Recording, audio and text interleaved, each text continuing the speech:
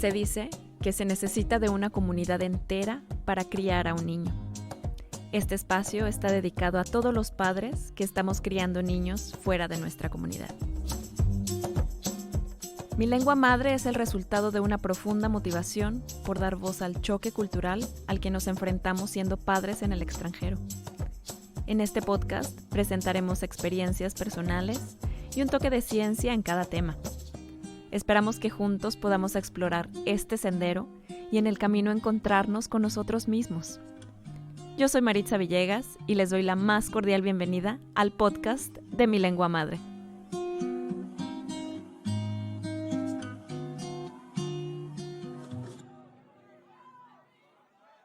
Bienvenidos al tercer episodio del podcast de Mi Lengua Madre. El día de hoy estamos muy contentos porque tenemos a Roxana Sobrino, que es nuestra invitada. Ella es originaria de Cuba y trabaja como investigadora en la ciudad de Bergen, en la universidad. Ella tiene viviendo 7 años aquí en Noruega y es mamá de unas gemelas preciosas de 9 años. Bienvenida, Roxana, ¿cómo estás? Sí, muchísimas gracias. Gracias por la invitación y bueno, por invitarme a compartir esta experiencia que estás llevando a cabo. Así que es mucho gusto, muy contenta de estar aquí. Gracias.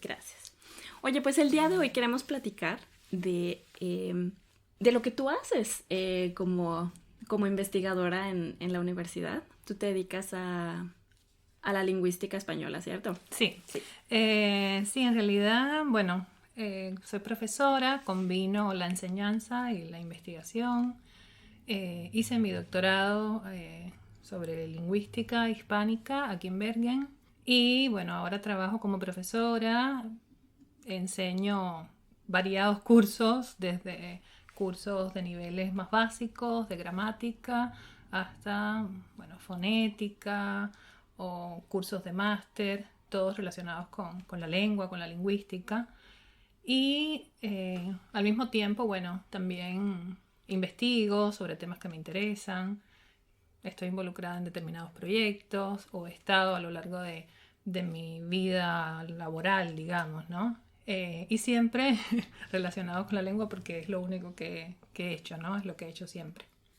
¿Cómo te diste cuenta que la lengua era lo que querías investigar, que a esto te querías dedicar? Bueno, la verdad es que la respuesta no es muy romántica, que digamos. Es decir, yo de niña, adolescente, era una polilla, como decimos, no solamente leía, no hacía otra cosa en mi vida que no fuera leer. Y mi hermana, que es un poco mayor que yo, bueno, ya ha llegado el momento de comenzar a pensar que uno va a estudiar. Yo sabía que quería algo de humanidades, pero no sabía bien qué. Y entonces mi hermana, que es mayor, estudiaba Derecho y tenía colegas, compartía piso con chicas que estudiaban Filología Española. Y me dijo, mira, ¿sabes qué? Tú que lo único que haces es leer, deberías preguntar y averiguar un poco porque esta carrera es para ti. Eso es lo que tú deberías estudiar. Así que todo fue muy así. Yo investigué un poco. Dije, se lee mucho, ok, se da lengua y griego y latín. Ok, perfecto, eso. Y bueno, y logré obtener la carrera esta, que en Cuba al menos son 5 años. Y en otros países se le llama filología. En Cuba se llama letras, pero es lo mismo. Y dentro de la carrera, cuando uno va avanzando, ya como en el tercer año, uno puede, digamos, que comenzar a especializarse, ¿no? Puedes, si te interesa más la literatura, entonces tienes más asignaturas de literatura, o de lingüística, o de letras clásicas, que es el mundo griego y todo lo relacionado con esa parte. Y yo me interesé por la lingüística. ¿Por qué? Bueno, porque yo era buena en las ciencias. Y sentía que dentro de lo que estaba estudiando, la lingüística era lo más científico, ¿no? De lo más cercano a una ciencia más exacta, digamos, no sé, no, era mi idea, porque me encantaba la sintaxis, la gramática y todo eso.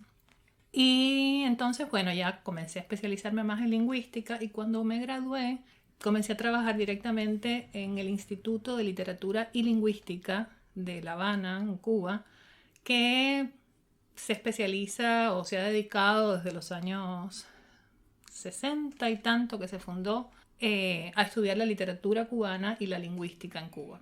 Y yo trabajaba en el departamento de lingüística, donde aprendí un montón y fue como, o sea, me preparó muchísimo para enfrentarme a la investigación. Porque muchas veces uno se enfrenta a la investigación cuando hace una tesis de máster, o cuando llega a veces directamente al doctorado. Pero trabajé ahí como 8 años en proyectos muy grandes. Así éramos un grupo de jóvenes recién llegados con gente ya muy talentosa, de una tremenda trayectoria, así que aprendimos muchísimo. Y bueno, ahí obtuve una beca de maestría en Madrid, en la Real Academia Española, y hice mi máster allí. Y después hice el doctorado aquí. Y todo relacionado con lingüística, aunque la maestría fue especialmente sobre lexicografía, que es como la disciplina que se ocupa de hacer diccionarios.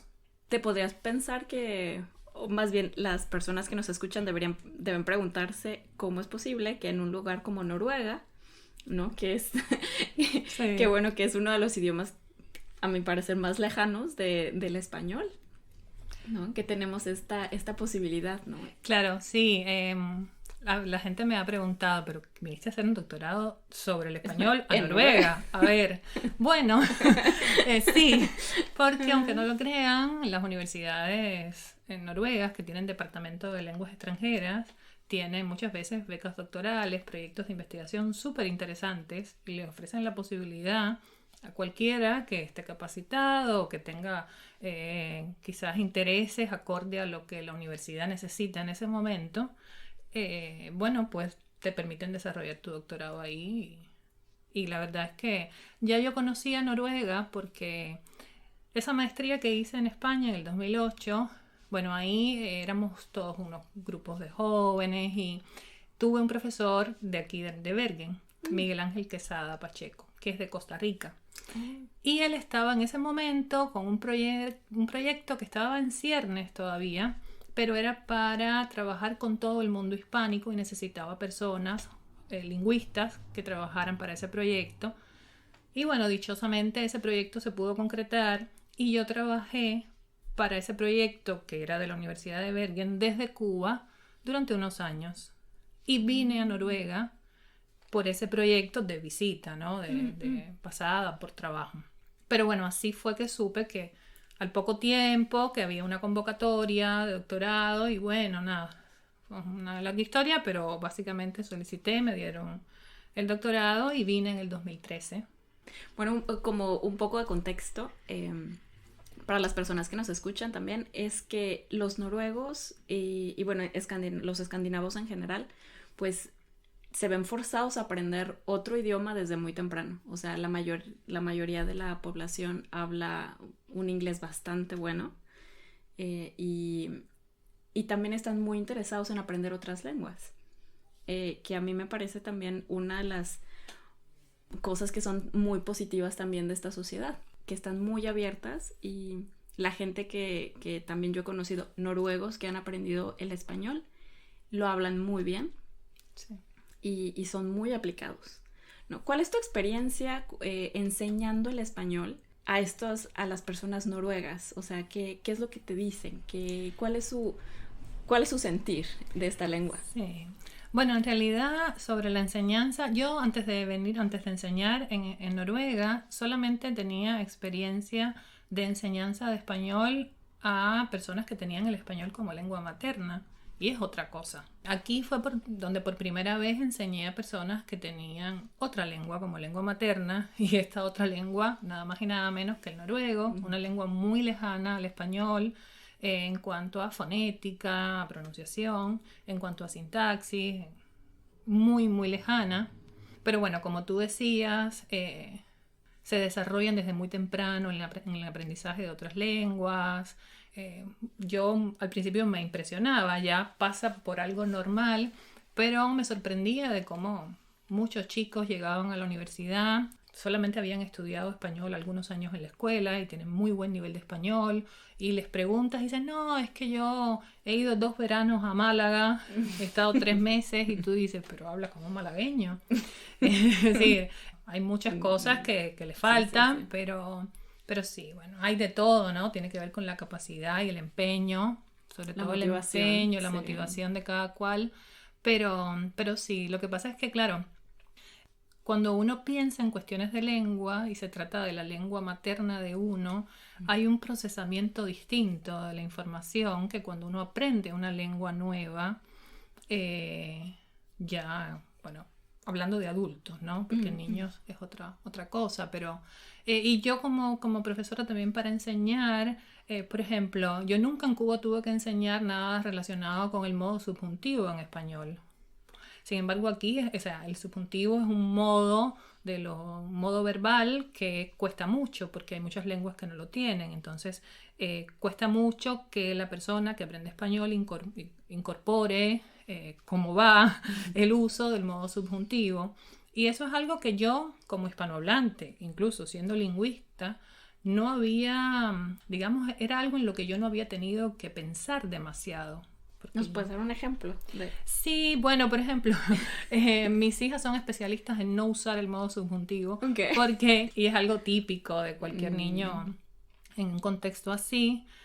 Por ejemplo, ellas hace poco, yo a veces anoto algunos de los ejemplos de cosas que me dicen y lo anoté y se me quedó grabado. Mamá, si tú habías sido otra cosa, ¿qué cosa te había gustado ser? En lugar de, si tú hubieras sido otra cosa, ¿qué cosa te hubiera gustado ser, ¿no? En lugar de usar el hubiera o el gustara, usan el imperfecto del indicativo, usan el pluscuamperfecto, en fin. Y eso es como algo que generalmente cuando se aprende, cuando los noruegos al menos, y pasa también desde otras lenguas, aprenden español, es muy común, ¿no? Sí. Y es muy común el error con las preposiciones, la confusión con el uso de las preposiciones... En fin, pero son cosas típicas, ¿no? Que del aprendizaje. También a los noruegos les es muy difícil la cuestión de la concordancia gramatical, sobre todo lo del género, ¿no? Ponen a veces el femenino a todo lo que termina en A, el masculino a todo lo que termina en E, O, y en español no podemos aplicar esa regla. Es algo que a veces le digo a mis estudiantes cuando estudiamos gramática. Yo recuerdo cuando yo estaba en las aulas de noruego, ¿no? La profesora nos explicaba muchas reglas. Esto siempre en noruego es así. Y yo pocas veces puedo decir en el aula, esto siempre en español es así, ¿no? Hay muy pocas cosas, al menos en sintaxis, por lo menos en sintaxis, que es algo que doy bastante, que me gusta mucho. Hay muy pocos casos en los que yo puedo decir, siempre que vean esto es así, ¿no? Como que... Sí. Los hay, pero no tanto como quizás en noruego, porque la sintaxis es mucho más sencilla en noruego que en español, ¿no? Las construcciones, el orden sintáctico y todo eso. Oye, yo creo que eso también se refleja un poquito como en nuestra forma de ser, ¿no? Que no tenemos tantas reglas, no tenemos más excepciones. Puede ser. Quizá. Llevo ya hace un tiempo dándole vueltas a una idea porque, bueno, yo he trabajado durante los últimos 10 años en varios proyectos, pero más o menos era la misma línea de investigación. He trabajado sobre las actitudes lingüísticas, es decir, sobre qué piensan los hablantes de español, específicamente los cubanos o los antillanos en el Caribe, el Caribe hispánico, sobre su variedad de español, cómo eso influye en la manera en la que hablan, cuestiones de identidad, en fin. Muy relacionado con las actitudes lingüísticas, las percepciones, y eso entra dentro del área de la sociolingüística. Okay. Yo hice mi doctorado sobre eso, acabo de terminar un libro sobre eso y dije, basta. Ya. Y llevo como un año dándole vueltas, pero bueno, por cuestiones variadas no he podido comenzar a trabajar en ese proyecto que es precisamente sobre la comunidad hispanohablante en Noruega.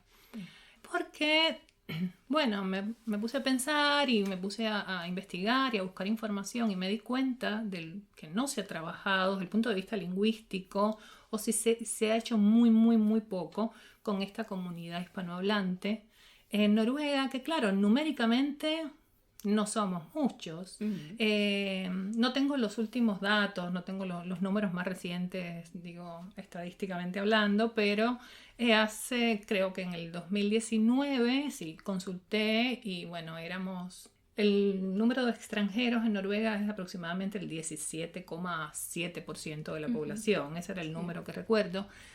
Y los hispanohablantes éramos de ese 17%, el 1,7%, algo así. No llegábamos al 2%. Pero éramos aproximadamente 15.000 personas. De esos, la mitad eran españoles y la otra mitad hispanoamericanos, ¿no?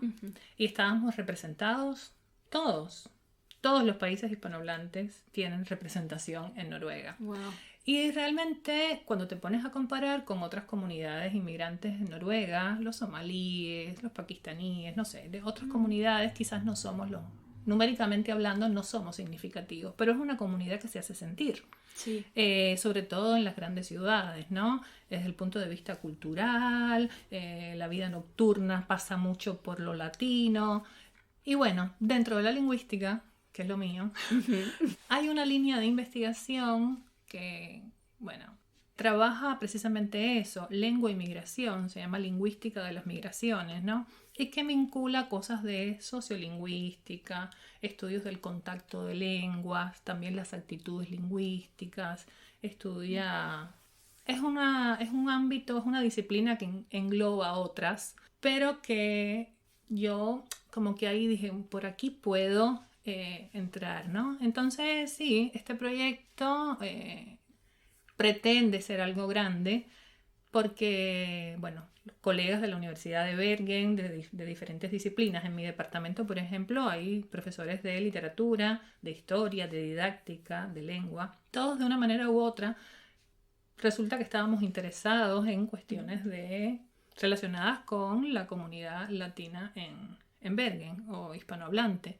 La idea es que ese proyecto sea algo más grande, pero en principio, en lo que a mí me toca, yo voy a empezar a estudiar cómo se integran lingüísticamente los hispanohablantes en Noruega, ¿no? O sea, eso quiere decir que cómo adoptamos ciertas palabras, ciertos modismos, o cómo cambia nuestra manera de pensar cuando hablamos. Un poco todo eso. Es decir, esta disciplina estudia el contacto lingüístico, es decir, claro, yo no voy a estudiar la lengua noruega, yo voy a estudiar la lengua española. La lengua española hablada por la comunidad hispanohablante en Noruega, ¿no? Entonces ese estudio va a ser la dirección hacia el español. ¿Cómo influye la lengua noruega en el español que se habla por esta comunidad? ¿Cuál es el uso que tiene la lengua española en esta comunidad? Para eso, bueno, hay que aplicar cuestionarios, hacer entrevistas. Hay una sección de ese cuestionario, obviamente, que se dedica a ver cuál es el uso del español, en qué ámbitos hablas español. ¿Hablas español en el trabajo? ¿Hablas español en la casa? ¿Socializas en español? Que es muy importante. Sí, porque además son diferentes escenarios, ¿no? O sea, obviamente lo hablas de diferente manera si lo hablas entre amigos que si es en el trabajo. Claro, pero además hay algo que se da muy interesante en este tipo de comunidades migratorias, no solo en Noruega, pero que es algo que llamamos interdialectalización, que es que confluyen, conviven en un mismo espacio diferentes dialectos, diferentes variedades del español, como en ninguna otra situación que no sea de migración, ¿no?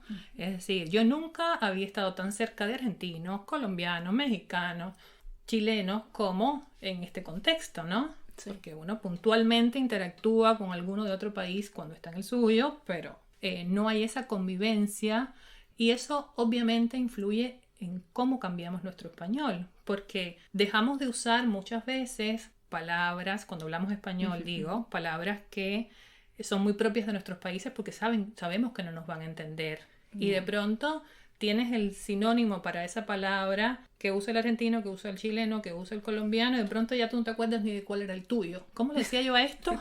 Sí, es cierto. Entonces, bueno, eso claro, estoy un poco caricaturizando, sí, pero, sí. pero... No, pero sí, entiendo el punto. No, y sí coincido en lo que dices porque, bueno, mi experiencia es la misma, ¿no? Nunca había estado yo tan cerca y había llamado tan buenos amigos de otras partes del mundo hispanohablante como ahorita. Sí, me parece muy, muy chistoso esto que dices, que al final la identidad ya no sabemos ni de dónde nos llega. no es una reinvención, que es lo que a mí me gusta decir bastante en este contexto del proyecto, porque no somos los mismos que llegamos, ¿no? Hace 10 años o hace 5 años.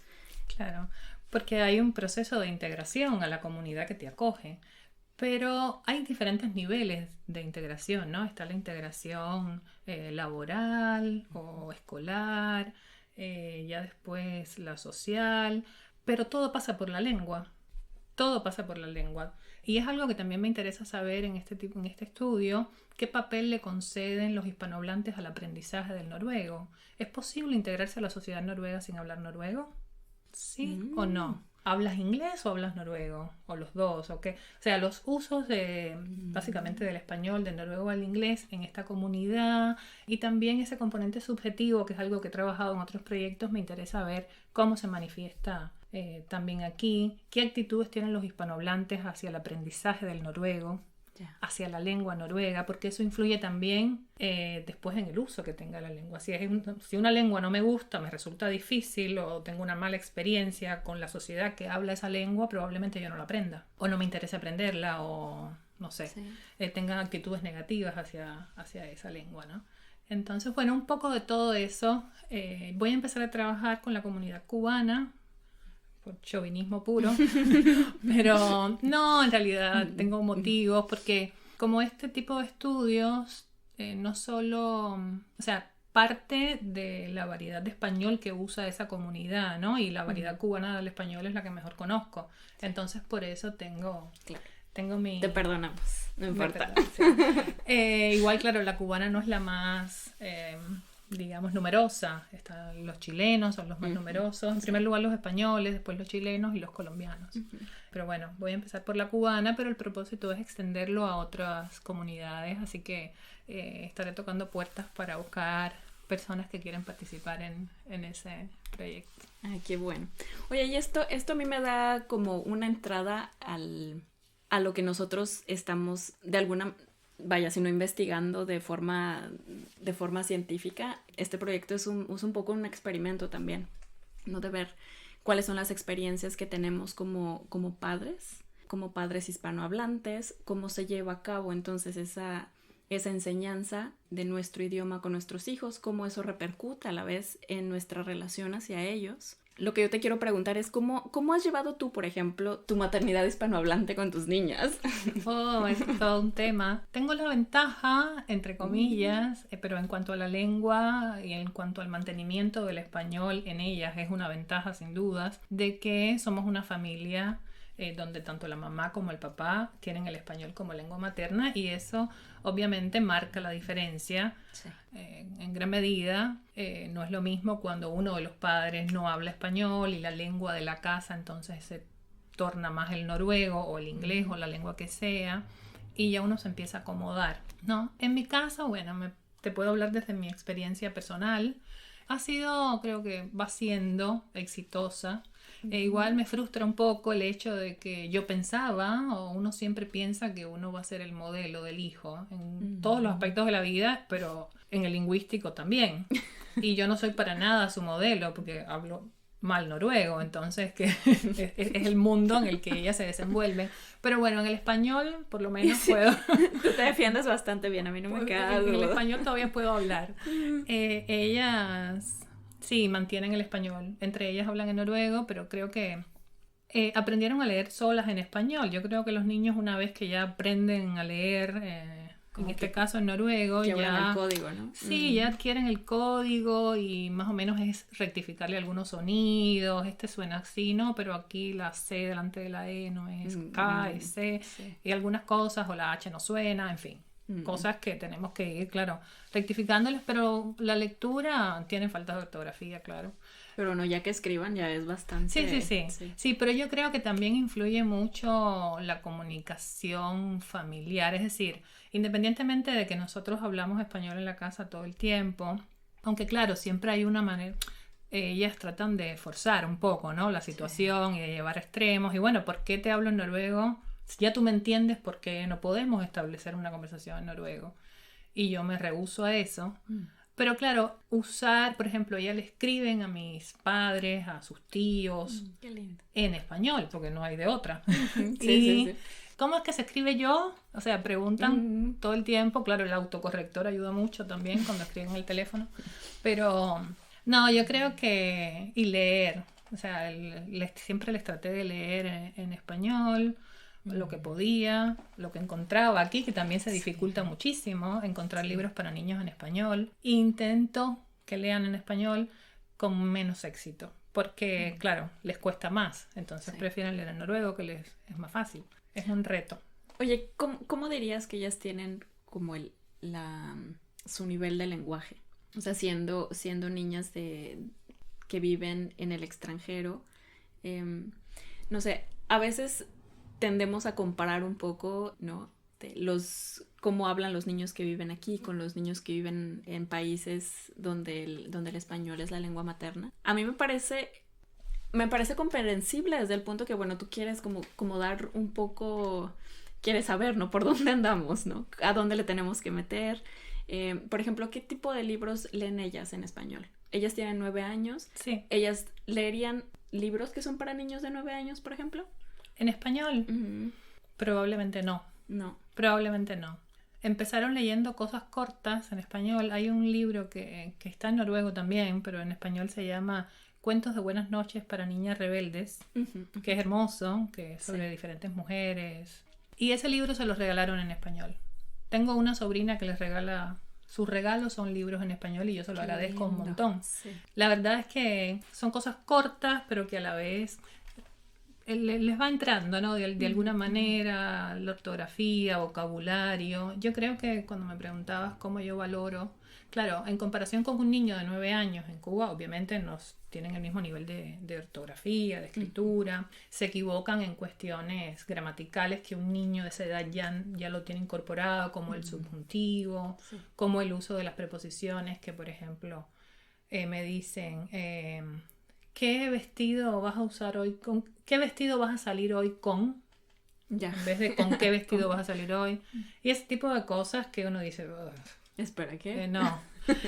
Pero, por otro lado, fíjate que, bueno, y otra cosa es que a veces les falta vocabulario, ¿no? Que Sí. usan la palabra en noruego, porque viste que llega un momento en el que, incluso aunque en mi caso, donde la familia no se habla noruego, de pronto me descubro diciendo... Leí en el Ukeplan que el fredag es planleggingsdag. Sí, sí. Y estamos de 8, 5 palabras eran en noruego, 3 o lo que sea. Sí. O sea, es un reto, uno se va acomodando, entonces eso hace que también a ellos les empiece a faltar el vocabulario, ¿no? Y a veces no es posible porque no te vas a poner a traducir planleggingsdag. Exactamente, cosas que Día no de existen. planificación del maestro. Bueno, puedes decir, pero ya estás Ya. cambiando un poco la idea. Pero fredag. Claro, Puedo por no decir decir viernes. El resultado es que mis hijas no se saben bien los días de la semana en español.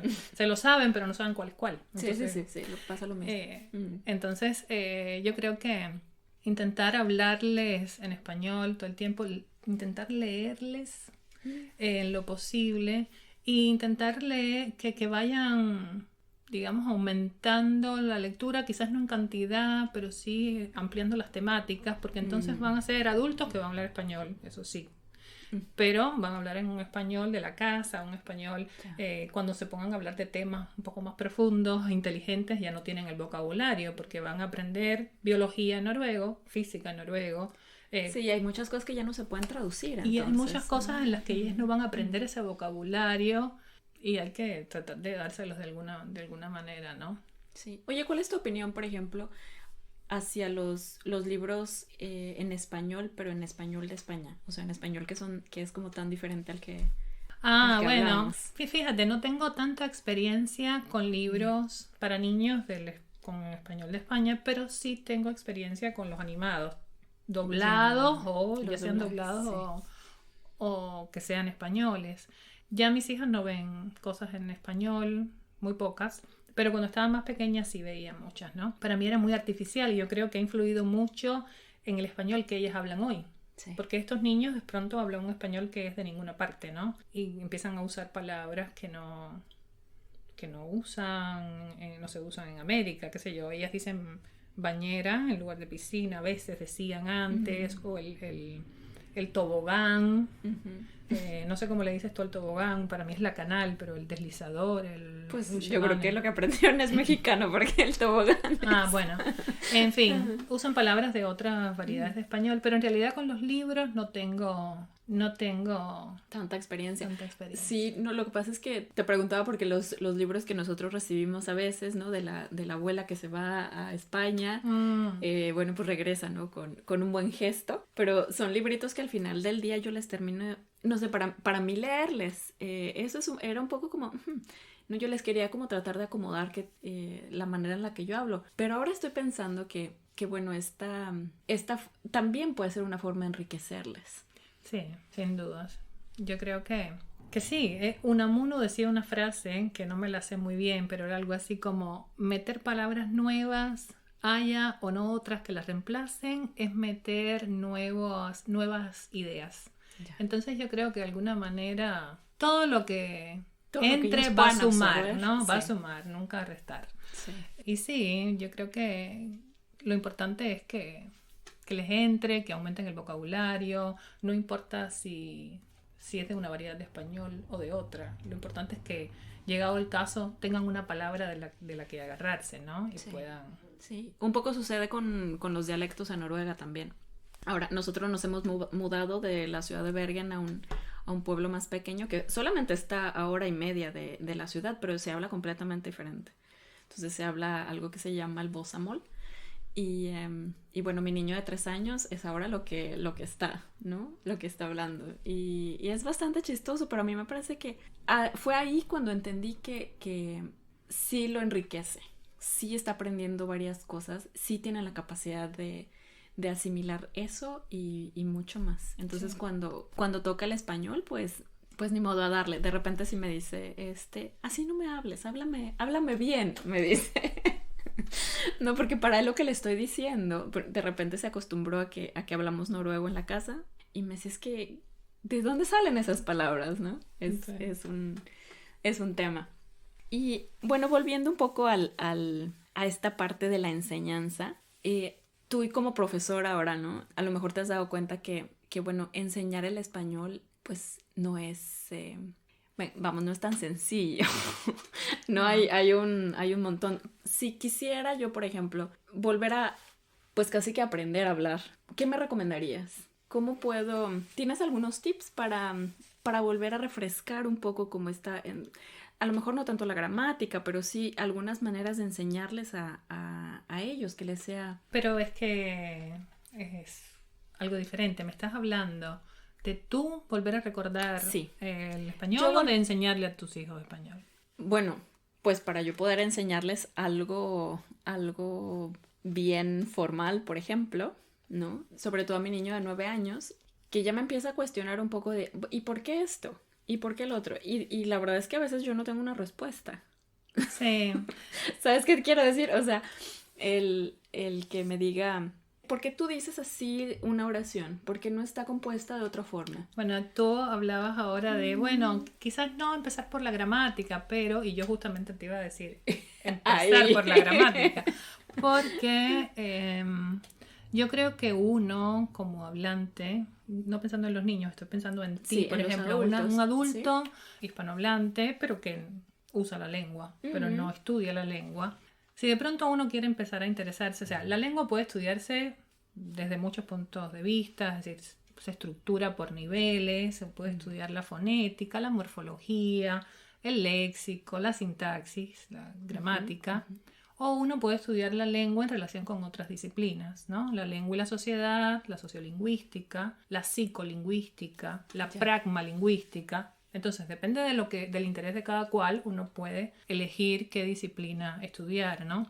O qué nivel de lengua estudiar. Pero yo creo que si uno quiere de verdad entender los entresijos, las interconexiones del español, por qué uso esto de esta manera, por qué concuerda de esta manera, cómo se estructura en definitiva la base de la lengua, debe estudiar sintaxis. Es lo que te permite de verdad entender y te ayuda muchísimo cuando vas a escribir. Muchísimo. Realmente yo lo veo en los estudiantes, ¿no? Que hablan español, tienen un dominio quizás bueno del español, pueden redactar, pero cuando comienzan y dan sintaxis, que es como ya a un nivel bastante más profundo, que se da sintaxis, por lo menos en la Universidad de Bergen es gramática 2, ahí notas que hay un salto. Hay un salto en el estudiante, ¿no? Sí. Y se refleja en la manera en la que empiezan a escribir, a redactar también, porque son capaces de entender y son más conscientes, ¿no? Uno es más consciente de la lengua que está usando. Y eso, cuando uno aprende una lengua nueva, pasa. Yo, por ejemplo, cuando voy a decir algo en noruego, estoy todo el tiempo pensando en la estructura gramatical, está correcta, pero eso no pasa cuando es la lengua de uno, ¿no? Sí. Entonces, quizás si uno quiere empezar a tener un poco más de conciencia, debería desempolvar algunas cuestiones gramaticales. Y después, además, lo demás que te interese, ¿no? Yeah. Bueno, les dejaremos en los comentarios algunos tips de Roxana en cuanto a libros y sí, bueno, lo de que pasa es que, gramática. bueno, ya para transmitirle a los niños es otra cosa, porque, por ejemplo, a los niños les interesa, cuestionan mucho los temas de ortografía. Yeah. Y ya eso puede ser hasta divertido, es decir, porque la Z y la S, los españoles la dicen de esta manera, y por qué esto se escribe con esta letra, esta con otra, y uno puede un poquito, tampoco hay que ponerse con demasiada profundidad, pero un poquito buscar información de la historia de la lengua, y que a veces puede encontrar uno hasta pequeños animados divertidos o algo así pensados para niños, cosa que entiendan el porqué de las cosas. Cuando los niños entienden el porqué de las cosas es mucho más fácil que lo lleven a cabo, que se les grabe, Sí, ¿no? que lo recuerdan. Pues qué interesante, Roxana. Yo te tendré aquí hablándonos mucho tiempo, muchas gracias. Pero hemos llegado al final de este episodio. Muchísimas gracias por estar aquí. Espero que te haya gustado, que te haya... Sí, no, yo encantada de acompañarte y te agradezco de nuevo por la invitación. No sé cuán útil puede hacerle esta charla a los que nos van a escuchar, pero en realidad si de alguna manera les transmito mi pasión por la lengua española, por los estudios de español que existe la posibilidad de hacer en Noruega, y también de ser un poco conscientes de que pertenecemos a una comunidad de migrantes que importa, que no solo está aquí y se interrelacionan entre sí de manera casual, sino que hay mucha gente interesada en saber qué pasa con la escena musical latina en Noruega, qué pasa con las mujeres que emprenden negocios en Noruega de origen latino, qué pasa con los que hablamos español en definitiva y cómo nos integramos a esta sociedad, o con esos latinoamericanos que hacen literatura en Noruega. En fin, hay muchas aristas desde las cuales podemos ser estudiados, pero a la vez aportar, porque en definitiva ese tipo de estudio le aporta un montón también a la sociedad que nos acoge, que es la sociedad noruega, ¿no? Claro. Sí, ¿no? Que bueno, ya nos volvemos ciudadanos y nos volvemos también parte importante, ¿no? de la comunidad, como dices. Y sí, bueno, que aunque de este lado del mundo no somos tantos, hay muchos hispanohablantes regados por todo el mundo. Y yo creo que ojalá que esta plática también les inspire un poquito para sentirse un poquito más orgullosos también de nuestra raíz, de nuestro idioma, que es tan rico y tan grande y que tanta gente lo quiere aprender también. Sí. Muchísimos estudiantes de la lengua español. El español es una de las lenguas que más estudiantes tienen en las universidades y en las escuelas también. Sí, es cierto. Bueno. Muchísimas gracias, y muchísimas gracias a todos los que nos escuchan, y nos vemos en el próximo episodio. Gracias.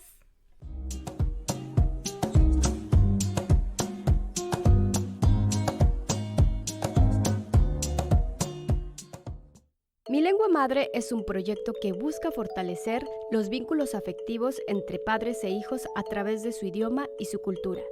Te invitamos a que nos visites en milenguamadre.com, así como en todas nuestras redes sociales, @milenguamadre.